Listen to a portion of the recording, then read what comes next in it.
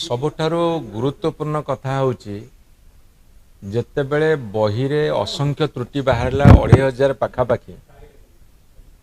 ताहाकू जनमानस रु हजाई देवा पे गोटे सरकार निष्पत्ति कले जे केजी रु पीजी जाए फी छाड़ करा जिवो। स्वागत योग्य पदक्षेप एथिरे आमर किसी दिमत हबार ना पिला माने जदि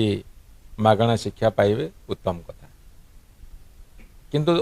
ता पछर रहस्यटा कौन